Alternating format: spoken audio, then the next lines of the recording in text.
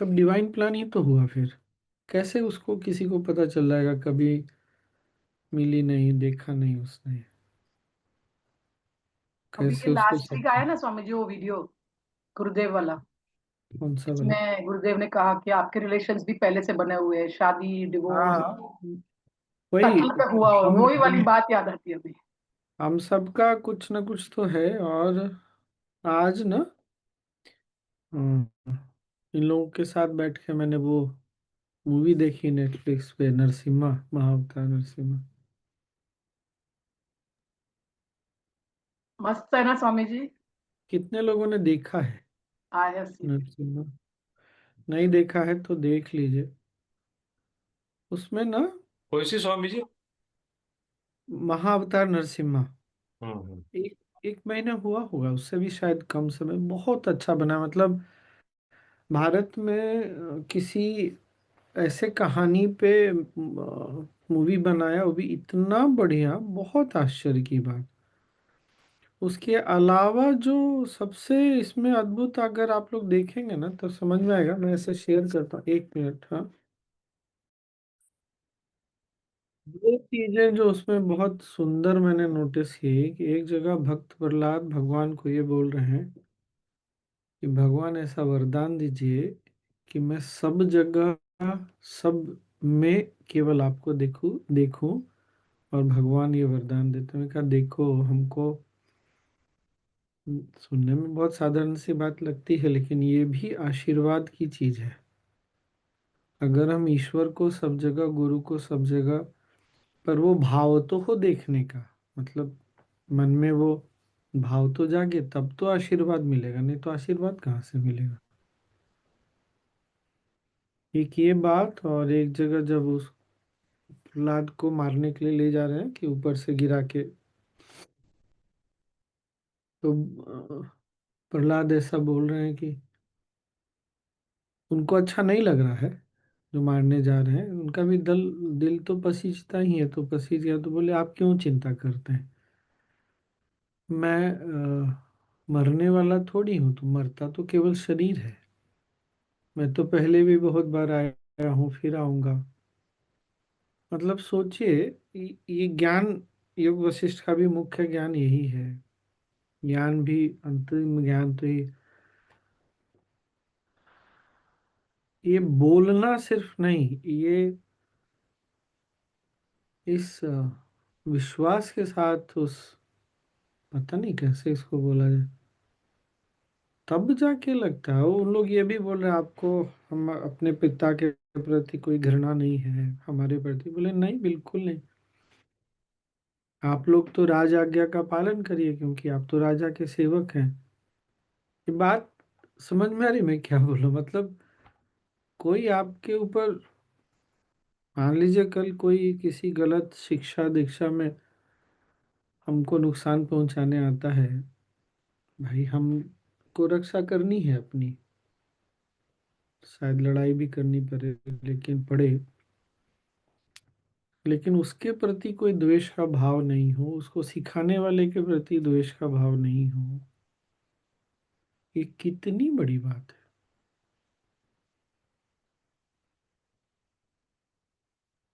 Swami ji, even that when Holika is getting burned before that only he tells his father ना, आप पछताएंगे इस चीज को, स्टॉप दिस। आप आप होलिका को मत बिठाइए, मुझे हाँ। अकेले बिठा दीजिए। ऐसा है नहीं। भक्ति क्या चीज होती है, गुरुदेव जो बार बार हमको समझाते रहते हैं, बोलते रहते हैं ना।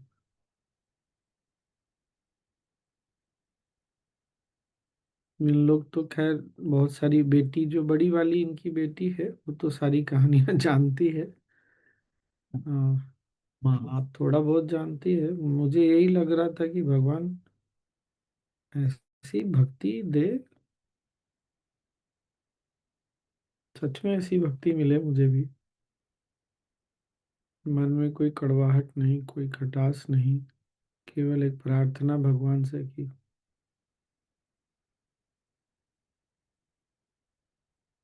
चलो पढ़ो फिर। तो आज कौन सा है पढ़ने का?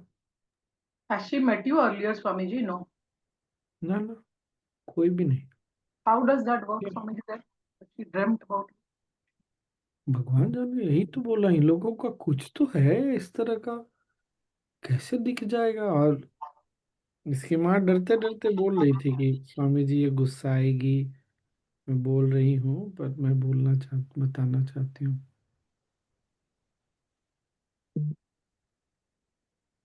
कुछ बोल रहे हैं राजू? कुछ चीजें तो रहस्य ही है। हाँ राजू, हम कुछ बोल रहे हैं। हाँ स्वामी जी, हाँ उसकी भक्ति की वजह से तो वहां पहुंचे हैं आप, ऐसा नहीं लगता? और ये है कि स्वामी जी आएंगे, घर को भी एकदम, शहर को भी। भाई कुछ तो डिवाइन प्लान है, हमको लगता है कि है नहीं, सब सब ऐसे ही चल रहा है।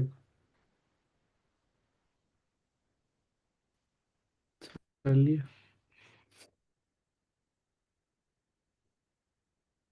पढ़ा जाए। ओम श्री गुरुभ्यो नमः। हरि ओम। ओम सदाशिवसमारम्भां शङ्कराचार्यमध्यमाम् अस्मद्श्रीगुरुपर्यन्तां वन्दे गुरुपरम्पराम्।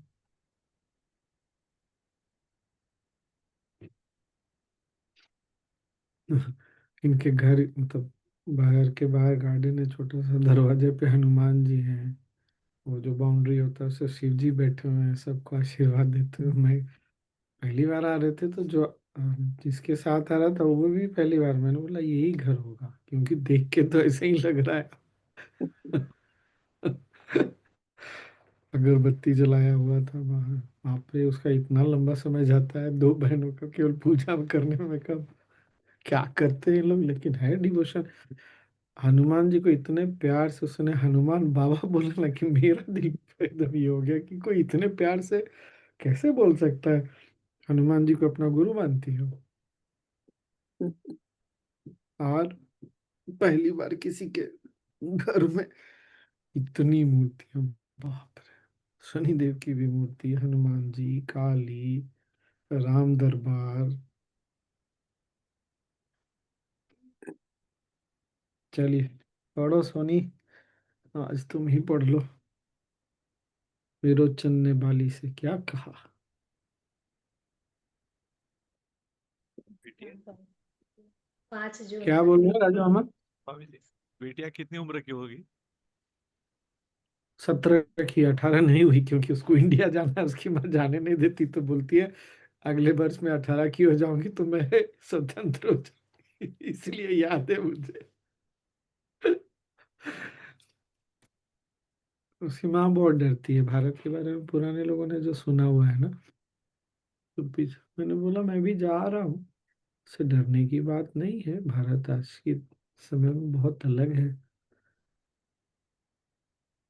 बताया, हमारे यहाँ तो बोलते हैं अतिथि देवो भव, भाव ऐसा रहता है। चलो पढ़ो सोनी।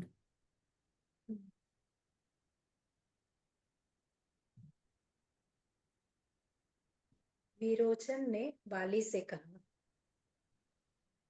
मेरे पुत्र, इन तीनों लोकों को घेरे हुए एक बड़ा राज्य है। उसमें न झीलें हैं, न समुद्र है, न पहाड़ है, न वन है, न नदियां है, न पृथ्वी ही है, न आकाश ही है। न वहाँ हवाएं हैं, न चंद्रमा है, न देवता है, न राक्षस है, न वनस्पतियां हैं, न स्वर्ग है, न शब्द है, न मैं हूँ, और न ही विष्णु आदि देवता ही। वहाँ केवल एक है, और वह है परम प्रकाश। वह सर्वशक्तिमान है, सर्वव्यापी है, वह सब कुछ है। वह सदा मौन रहता है, लगता है कि वह अक्रिय है। उस राजा से प्रेरणा प्राप्त कर उसका मंत्री सब काम करता है। जो नहीं होता उसे वह लाता है, और जो होता है उसमें परिवर्तन करता है। यह मंत्री किसी वस्तु का भोग नहीं करता, वह जानता भी कुछ नहीं। वह अज्ञानी होने पर भी अपने स्वामी के लिए सब कुछ करता है। राजा एकांत में रहता है और शांति में स्थित है। बाली ने पूछा, वह कौन सा जगत है जो मनोदैहिक, मन और देह संबंधी, मनोदैहिक व्याधियों से रहित है? वह मंत्री कौन है और वह राजा भी कौन है? यह कथा आश्चर्यजनक है और पहले कभी सुना भी नहीं। कृपया इस संबंध में मुझे विस्तार से बतलाएं। विरोचन ने कहा, सभी देवता और राक्षसों को इकट्ठा कर लिया जाए तो उनकी सामूहिक शक्ति भी उस मंत्री की शक्ति के बाहर नहीं। न वह देवताओं का राजा इंद्र है, न वह यमराज ही है, न धन का देवता ही है, न वह देवता है, न ही वह राक्षस ही है जिस पर तुम विजय प्राप्त कर सको। ऐसा कहा जाता है कि विष्णु भगवान ने राक्षसों को मार डाला। वस्तुतः यह वही मंत्री है जिसने सबको मार डाला। तथ्य यह है कि विष्णु आदि देवता भी उससे पराजित हुए हैं और उन्हें फिर से जन्म लेना पड़ा है। कामदेव भी उसी मंत्री से शक्ति प्राप्त करता है। क्रोध भी उससे शक्ति प्राप्त करता है। उसकी इच्छा से यहाँ अच्छाई और बुराई में संघर्ष चल रहा है। यह मंत्री केवल अपने मालिक से पराजित होता है, सिर्फ अपने राजा से, किसी और से नहीं। समय आने पर राजा के मन में यह इच्छा उत्पन्न होती है कि यह मंत्री सहजता से पराजित हो सकता है।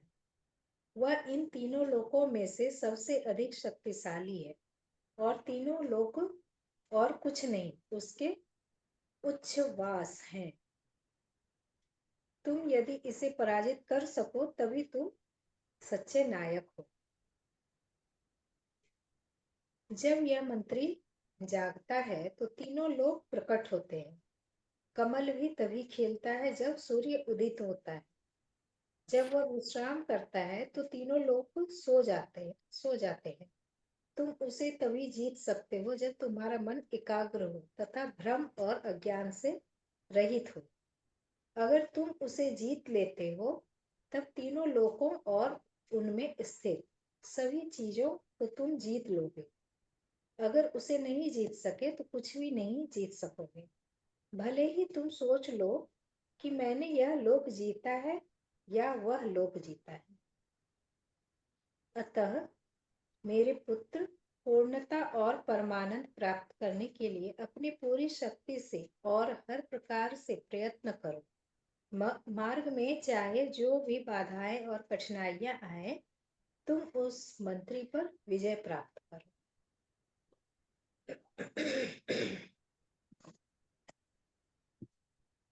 पूरा पेज हो गया। हाँ पढ़ो। कुछ बोलिए, इसमें क्या है? कुछ ये इसमें को मंत्री अभी आगे आगे वाले में समझ में आ जाएगा। मेरा अच्छा। पढ़ा हुआ है बहुत पहले, कभी अचानक से याद आ गया। पढ़ो। बाली ने पूछा, पिताजी, किन प्रभावपूर्ण उपायों से उस मंत्री को जीता जा सकता है? विरोचन ने उत्तर दिया, यद्यपि यह मंत्री अपराजेय सा है तो भी मैं बताता हूँ कि उसे कैसे जीता जा सकता है। उस पर एक क्षण में विजय प्राप्त की जा सकती है यदि बुद्धिमत्ता पूर्वक उसे दबोच लिया जाए। यदि बुद्धि से काम न लिया जाए तो विषैले सांप किसी अपनी फुत्कार से वह हर चीज को राख कर देता है। यदि कोई उसके पास अत्यंत सावधानी से जाए, उसके साथ वैसे ही खेले जैसे कोई बच्चे के साथ खेलता है और खेल ही खेल में उस पर विजय पा ले, तो ऐसा व्यक्ति उस समय राजा को देख ले तो परम अवस्था में स्थित हो जाएगा। जब एक बार राजा दिखाई दे जाएगा तो मंत्री उसके अधीन पूरी तरह हो जाएगा। जब मंत्री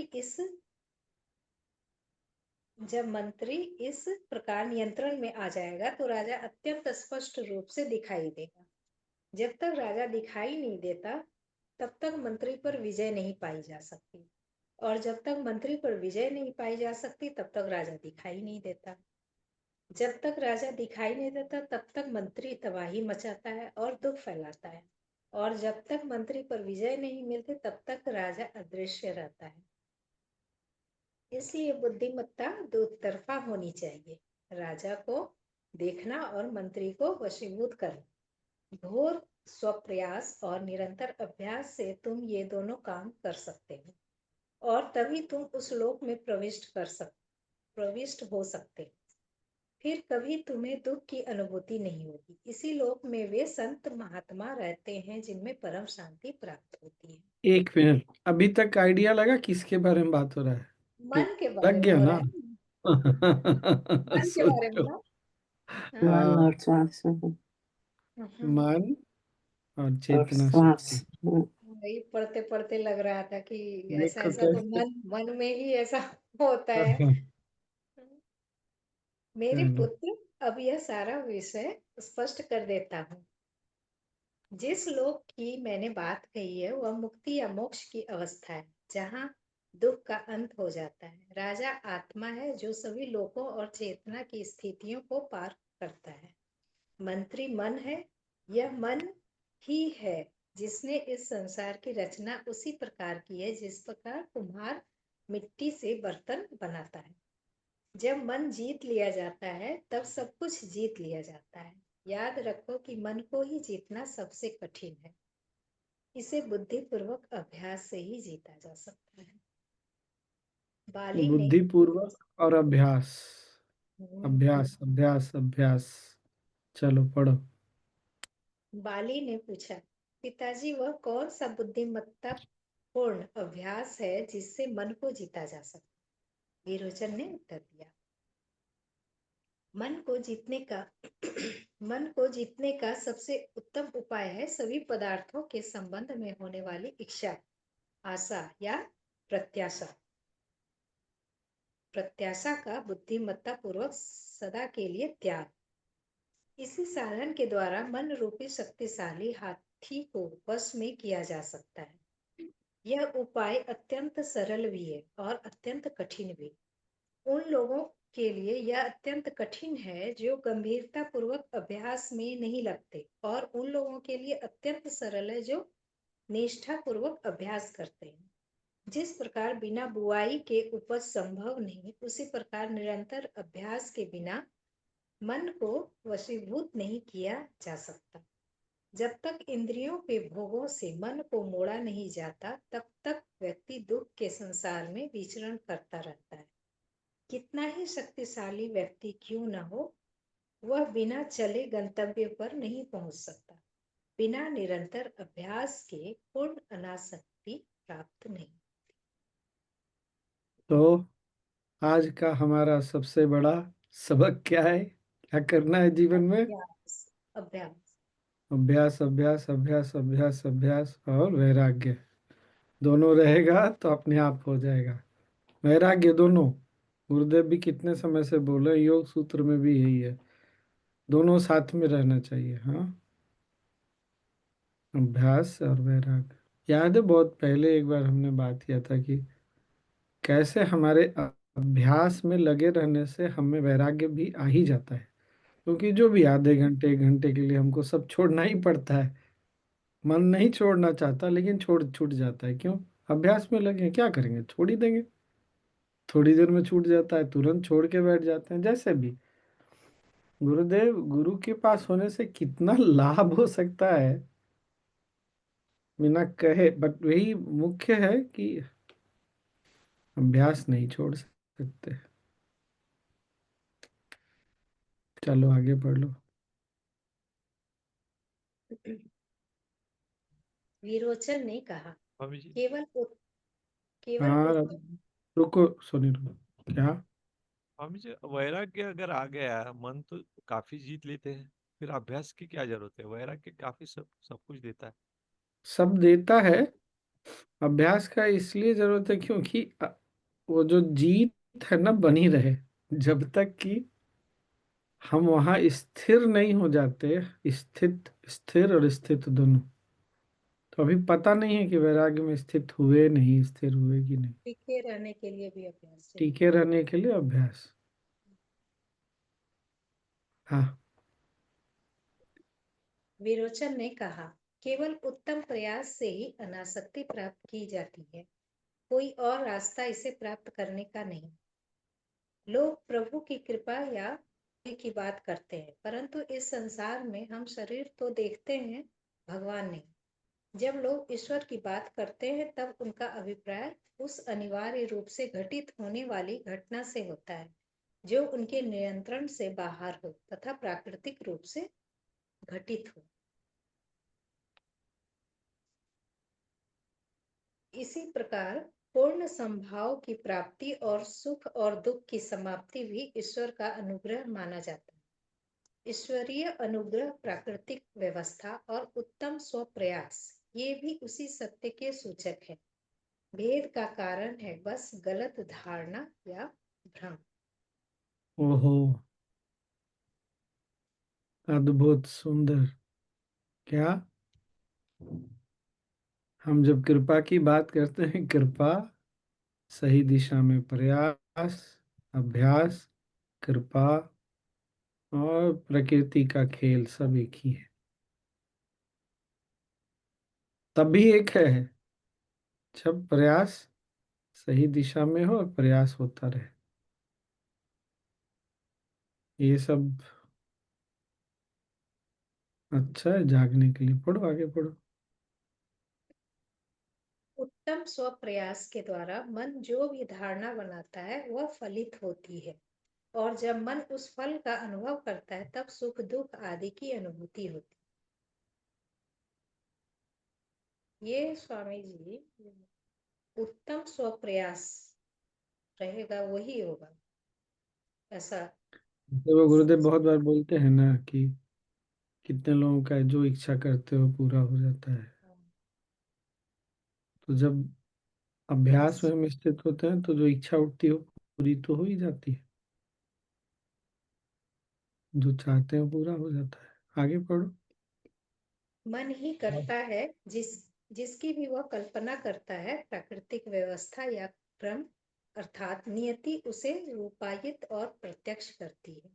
मन उस नियति के विरोध में भी खड़ा हो जाता है। इसलिए यह भी कहा जा सकता है कि मन प्राकृतिक व्यवस्था का उत्प्रेरक है।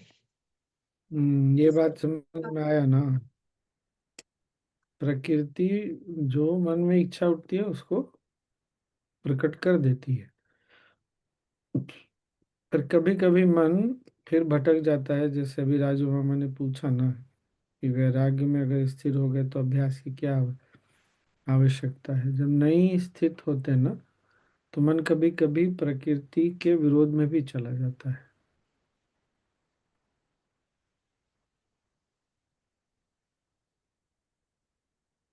क्योंकि अभी तक जो क्या उसको बोलेंगे, माया को पूरी तरह से मन ने छोड़ा नहीं है। माया से पूरी तरह मुक्ति मिली नहीं है हमको, इसीलिए अंश है अभी भी हमारे अंदर। तो स्वामी जी, जैसे हाँ। जैसे कोई इच्छा पूरी हुई तो लगता है कि हम्म। हाँ नियति भी यही चाह रही है, तो हुआ ऐसा। हम्म। और कभी कभी इच्छा उठ रही है पर मतलब बहुत ज्यादा, पर नहीं पूरा हो रहा है। तो ये कैसे समझे कि हाँ नियति कब चाह रही है कब नहीं चाहेगी, कैसे क्या कर। हर वक्त नियति जो चाहती है वही होगा। हाँ, ये तो। ये विश्वास रखना चाहिए। तो कभी नियति से उसका सामंजस्य गड़बड़ाता है तो ऐसी इच्छा करता है जो हम, ऐसा नहीं कि केवल, और ये तो बड़ा तुरंत नहीं पूरा हो रहा कठिन। है तो तुरंत समझ जाना है कि अरे, इसका मतलब ये है कि या तो समय नहीं आया या अभी प्रकृति नहीं चाहती है। दोनों, ये वैराग्य से ही हो सकता है। इसीलिए वैराग्य बहुत आवश्यक है। नहीं तो फिर मन अटक जाएगा ना। अरे, अरे हम्म। कल परसों तो हो गया था, 2 दिन पहले हो गया था, अभी भी होना चाहिए, कुछ गड़बड़ है, शायद मेरी साधना ठीक नहीं हुई, कुछ भी हो सकता है मन में। और जहाँ मन फिर वो सब चीज में अटका तो फिर तो नियति क्या चाह रही है और हम फिर क्या चाह रहे हैं वो तो फिर समझना ही मुश्किल हो जाता है फिर। फिर खेल शुरू हो गया वापस। हम्म। पढ़ो।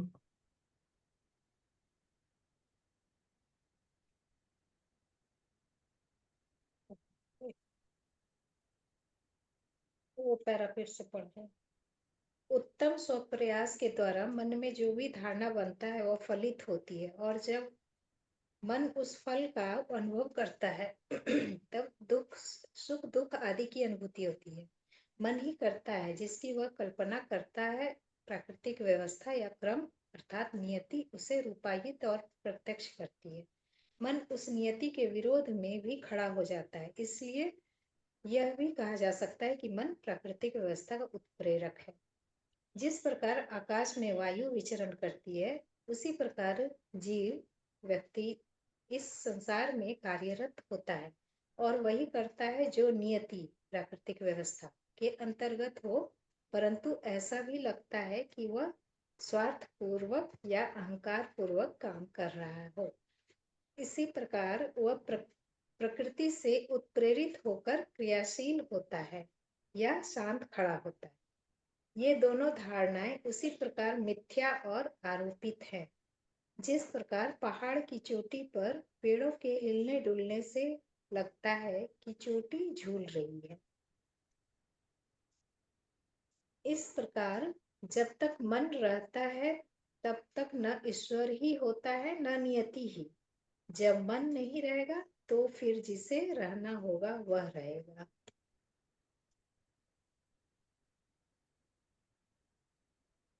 बाली ने पूछा, प्रभु क्या मेरे हृदय में सुख की लालसा की समाप्ति को दृढ़ता पूर्वक स्थापित किया जा सकता है? विरोचन ने कहा, मेरे पुत्र, आत्मज्ञान उस लता का नाम है जो सुख की लालसा की समाप्ति का सूचक फल उत्पन्न करती है। अनासक्ति का उच्चतम रूप मन में दृढ़ता पूर्वक अपनी जड़ जमाता है। अतः व्यक्ति को बुद्धिमत्ता पूर्वक अनुसंधान के द्वारा आत्मा का दर्शन करना चाहिए, और साथ ही सुख की लालसा से पिंड छुड़ा लेना चाहिए। यदि बुद्धि अभी जागृत न हुई हो तो व्यक्ति को अपने मन के दो भाग इंद्रिय सुखों में लगाने चाहिए। एक भाग शास्त्रों के अध्ययन में और शेष भाग गुरु की सेवा में लगाना चाहिए। जब मन आंशिक रूप से जागृत हो जाए तो उसके दो भाग गुरु की सेवा में लगाना चाहिए और एक भाग अन्य दोनों में। जब वह पूर्ण रूप से जागृत हो जाए तो दो भाग गुरु की सेवा में लगाना चाहिए और शेष दो भाग शास्त्रों के अध्ययन में, परंतु यह सब होना चाहिए अनासक्ति पूर्वक ही। वाह, ये तो मैथ्स फॉर्मूला आ गया। जीवन का में कैसे जीना, हाँ, मैथमेटिकल फॉर्मूला है। लेकिन फिर अंत में बोल दिया अनासक्ति के साथ, वैराग्य के साथ। तो आगे से तो कुछ पूछने की आवश्यकता ही नहीं है।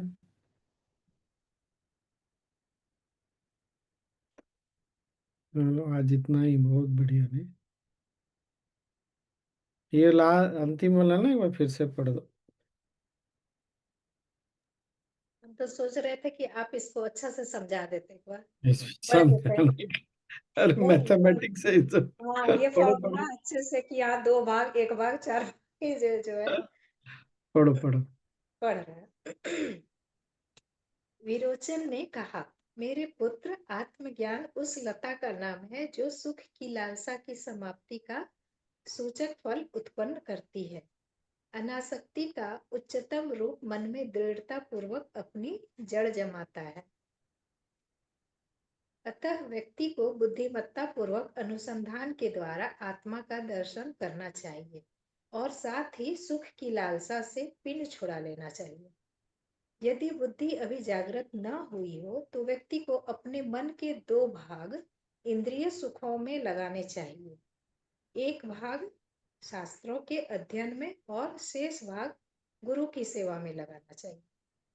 जब मन आंशिक रूप से जागृत हो जाए तो उसके 2 भाग गुरु की सेवा में लगाना चाहिए और 1 भाग अन्य दोनों में।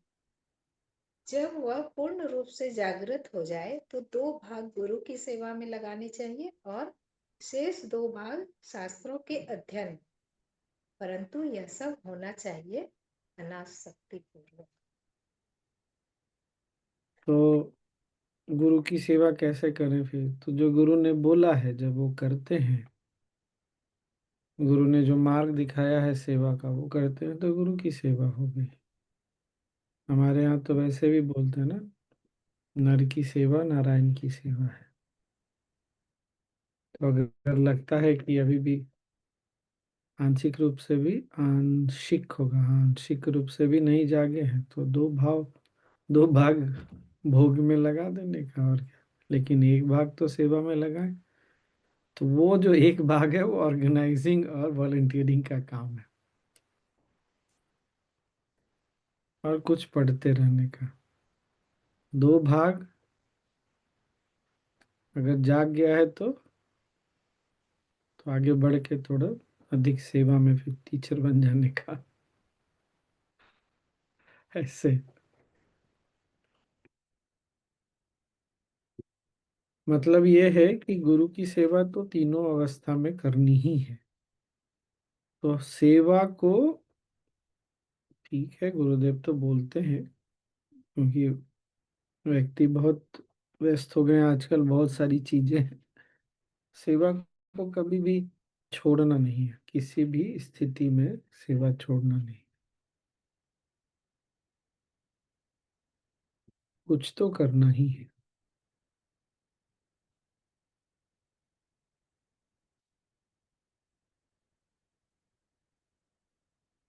सेवा कभी भी नहीं छोड़ना है, और शास्त्रों का अध्ययन कभी भी नहीं छोड़ना है।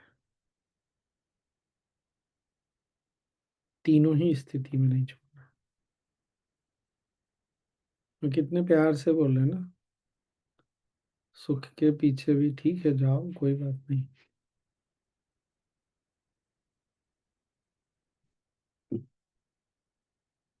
बहुत ही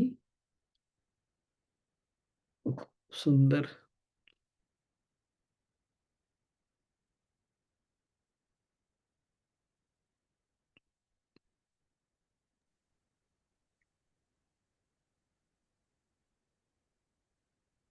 स्थिति में आप बैठते हैं स्वामी जी?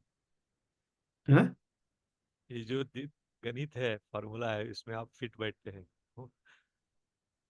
अनासक्त होके काम करना, गुरु की सेवा, शास्त्र, सब कुछ बैठना है।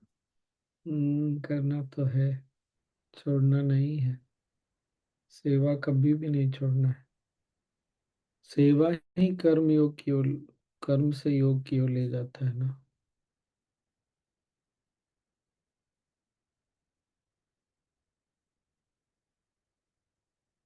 भक्ति सब में है, जितने भी लोग हैं ना, भक्ति सब में है। लेकिन और साधना पथ है ही, ज्ञान तो होता ही रहता है। ये जो कर्म का पथ है ना, इसमें सब लोग नहीं लगे हुए हैं।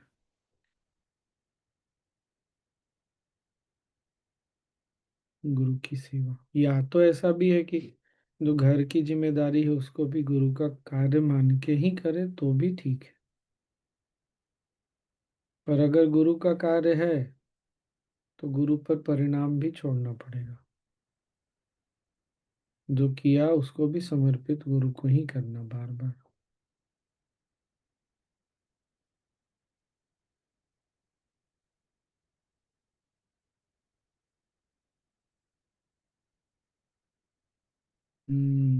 तो आज तो काफी सारा देखने मिला।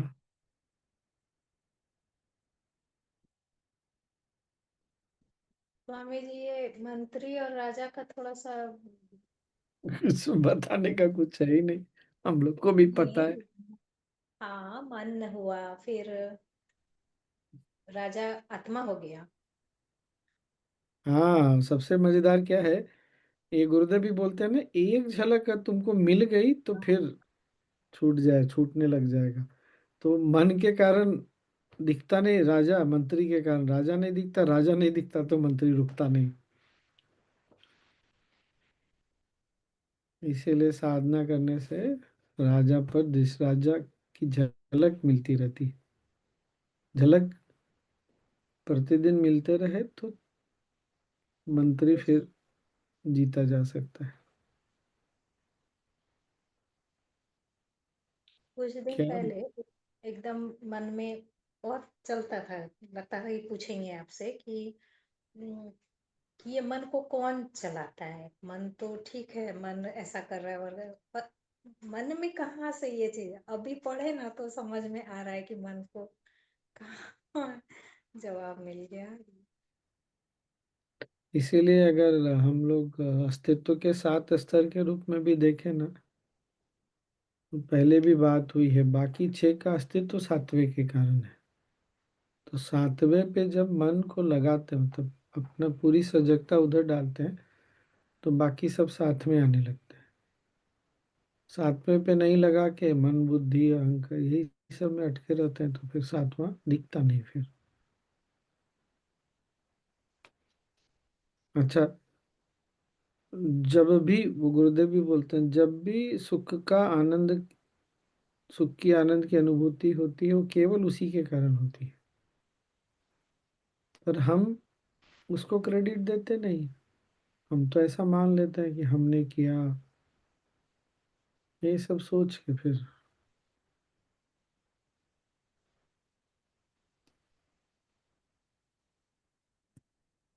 क्रेडिट इसलिए ना नहीं देते हैं कि हम लोग को समझ में नहीं आता है, मतलब समझ में अभी नहीं है। अभिव्यक्त नहीं होता सामने हम्म, से प्रत्यक्ष रूप से, इसलिए। हमको पता नहीं है कि ये सारा कुछ, हाँ, पूरा संसार ही उसी के कारण टिका हुआ है। जो कुछ भी है उसी के कारण है, उसी में विलीन होता है।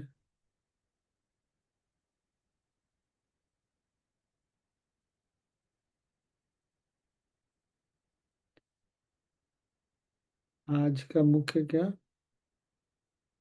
गुरु की सेवा नहीं छोड़नी है और शास्त्र नहीं छोड़ना है, और बिना वैराग्य के, बिना अनासक्ति के तो कुछ भी नहीं संभव। और अभ्यास करते रहना, करते रहना।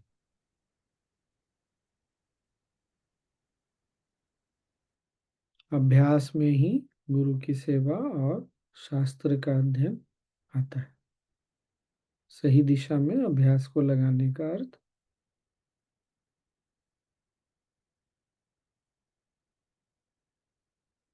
तो बस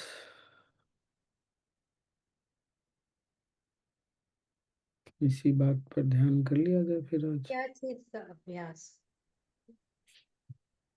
जो भी मिला है, शास्त्र का अध्ययन भी अभ्यास है, सेवा गुरु भी, गुरु की सेवा। गुरु की सेवा भी, और जो गुरु ने दिया है वो भी, तीनों। नवरात्रि के बाद वाला जो संयम हुआ, उसमें तो गुरुदेव ने यहाँ तक बोल दिया, खाना पीना सोना सब छोड़ दो।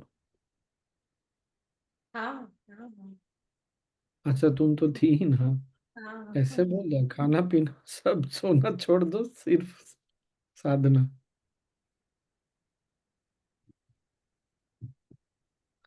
ऐसा क्रांतिकारी गुरुदेव से तो पहले मैंने कभी नहीं सुना।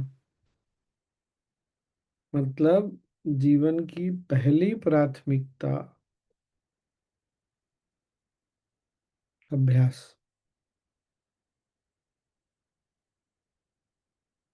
It means before, prioritize it before food also, right? हम्म। खाना पीना सब बाद में आएगा, पहले अभ्यास करो, बाद में उसके बारे में देखा जाएगा।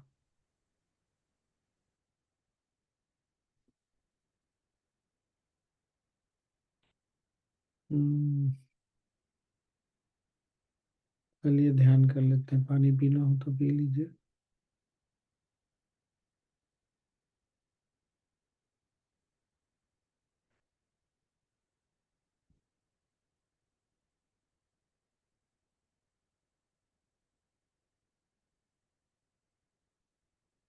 मैंने भी जब वो सुना ना, जो कि उसने सपना देखा है कि स्वामी जी आएंगे, मतलब मैं आ रहा हूँ, ऐसा ऐसा होगा, तो मुझे ये लगा तो कुछ करने की जरूरत है, मेरे करने से कुछ होने होने वाला है नहीं। मतलब ये बात समझ में आई, ये बोझ लेके नहीं चलना है कि कुछ कर देंगे, ये होने ही वाला है।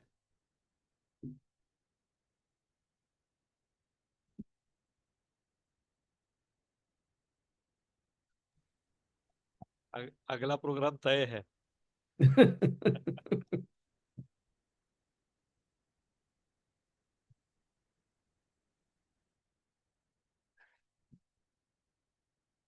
चलिए, आराम से बैठिए।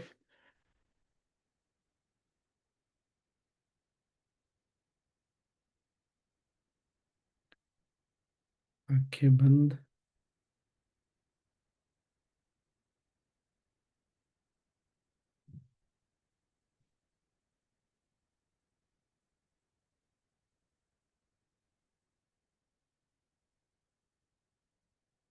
रीढ़ की हड्डी सीधी, आंखें बंद है।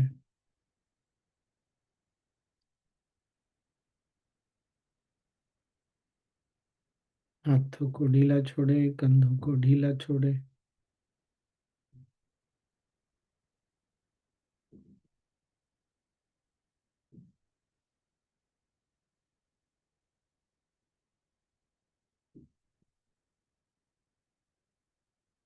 एक गहरी सांस लें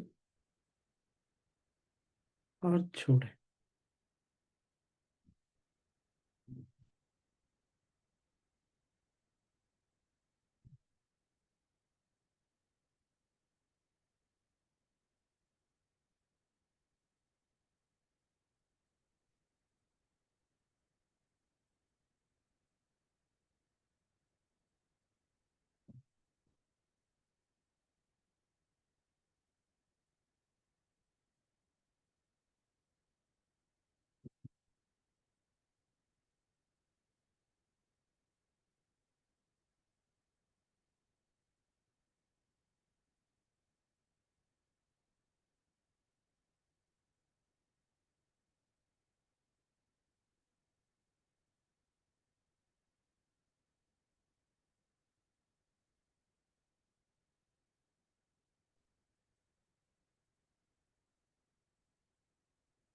अपना ध्यान पेट में, नाभि के आसपास रखें।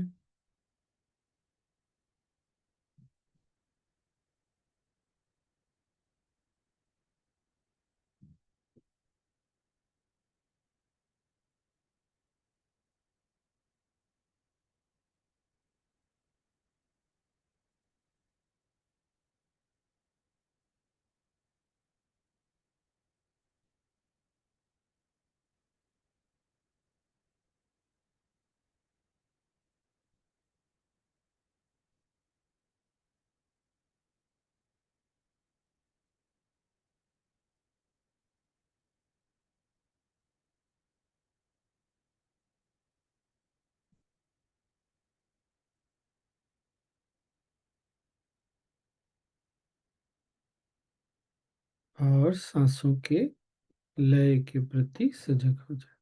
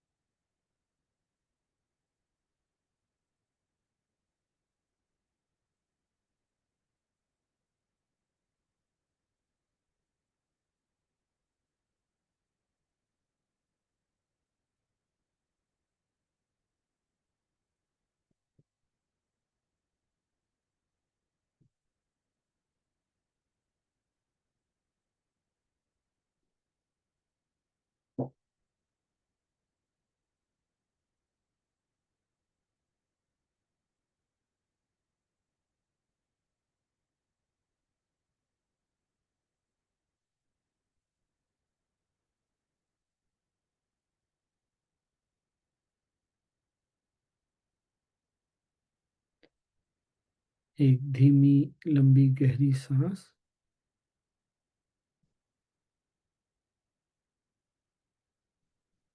और छोड़ें।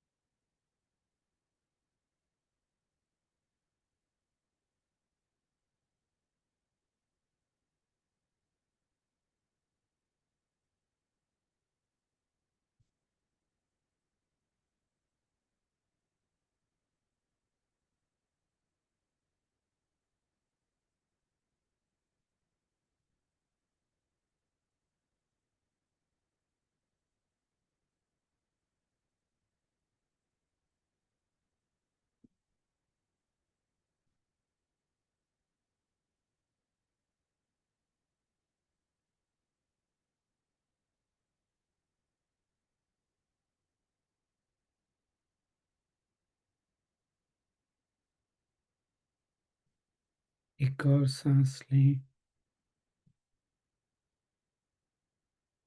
छोड़ते हुए अपना ध्यान हृदय स्थान पर ले आए।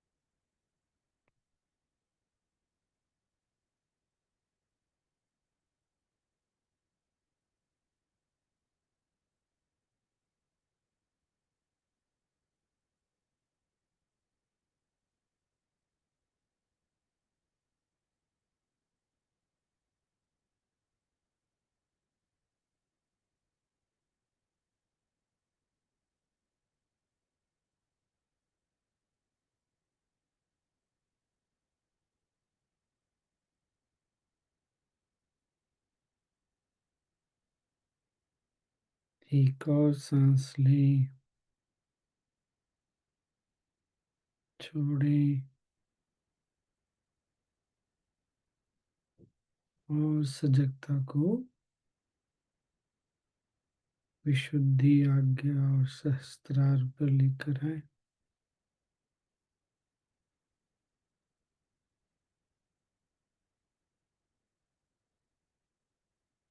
सांसों को भी देखते जाएं।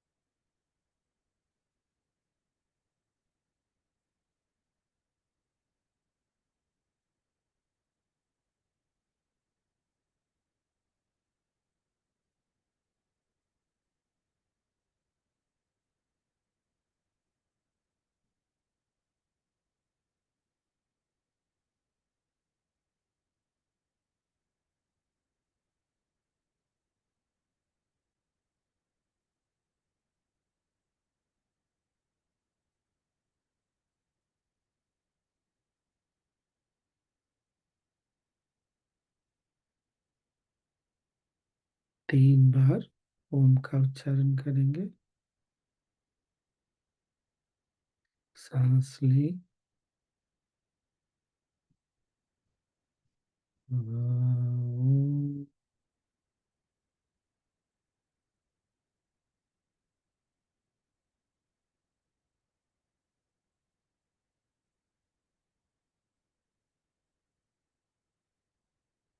ओम,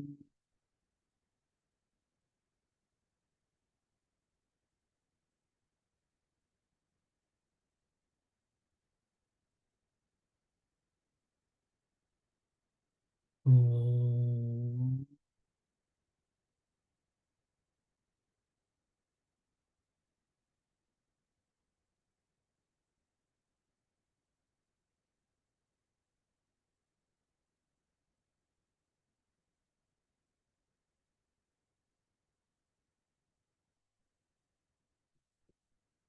विश्राम करें।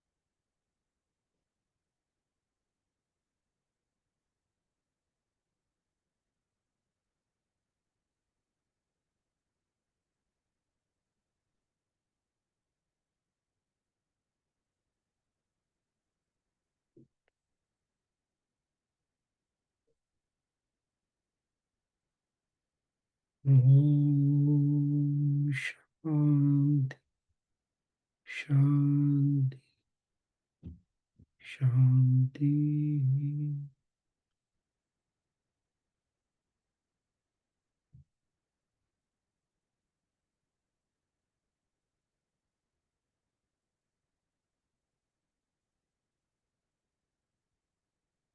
शरीर और आसपास के प्रति सजग होते हुए एक सांस लें और छोड़ें।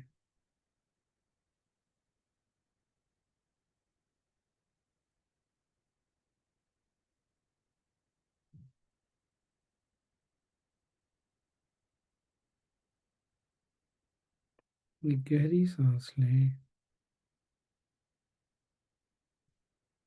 और छोड़ें।